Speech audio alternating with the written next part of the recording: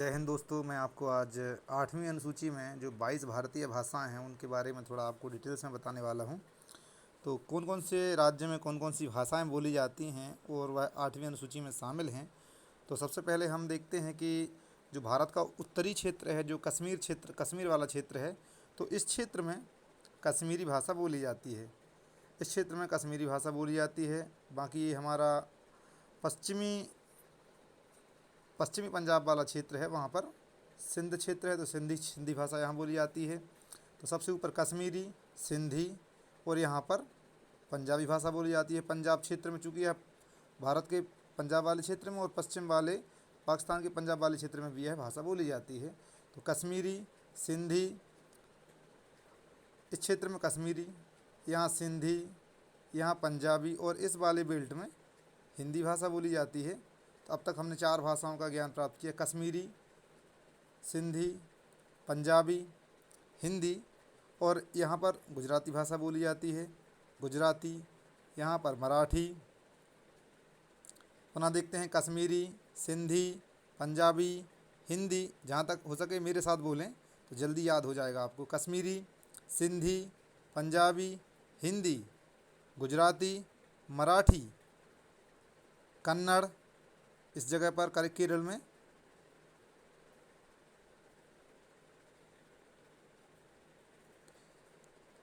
केरल क्षेत्र में मलयालम भाषा, यहाँ पर तमिलनाडु क्षेत्र में तमिल भाषा और ये आंध्र प्रदेश और तेलंगाना के क्षेत्र में तेलुगु भाषा, तेलुगु, तमिल और मलयालम।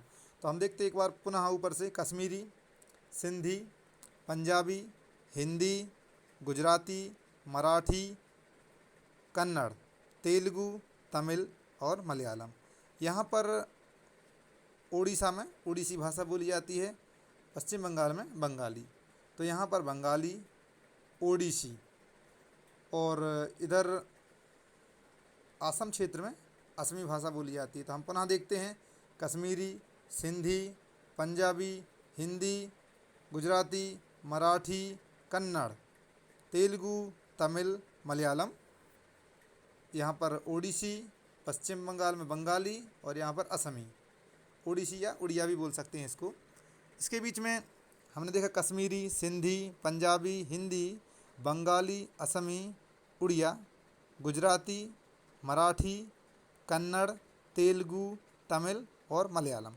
इसके बाद में हमने देखा कि भारत में उर्दू और संस्कृत नाम की 2 भाषाएं और है, जो कि साहित्य से रिलेटेड हैं। तो यह किसी विशेष क्षेत्र में नहीं, उसके जो विशेष जानकार होते हैं वह उस भाषा को बोलते हैं। तो उर्दू और संस्कृत भी है। और भारत के इस ऊपर वाले तराई वाले क्षेत्र में यहाँ पर नेपाली, इस नेपाल क्षेत्र के जो भारत में सटे हुए क्षेत्र हैं, तो नेपाली।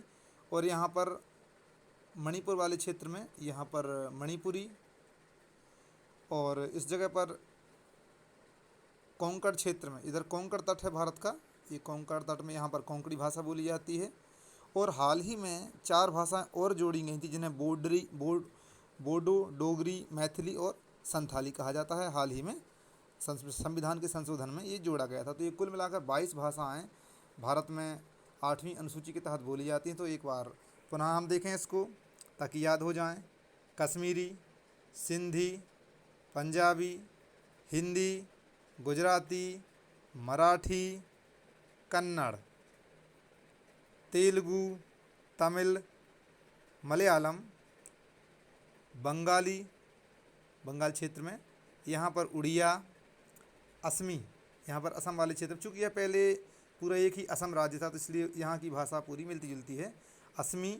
और यहाँ पर मणिपुरी, और यहाँ पर नेपाली, यहाँ पर कोंकणी। कश्मीर में कश्मीरी, सिंध प्रदेश में जो कि पाकिस्तान में है सिंधी, भारत और पाकिस्तान के पंजाब प्रांत में पंजाबी। और ये ऊपरी बेल्ट है जिसमें मध्य प्रदेश भी शामिल है, राजस्थान भी शामिल है, और यहाँ पर छत्तीसगढ़ और ये झारखंड, बिहार वाला क्षेत्र, इसमें इन सारे क्षेत्रों में हिंदी भाषा बोली जाती है। विशेष रूप से प्राथमिकता इसको हिंदी भाषा में दिया गया है।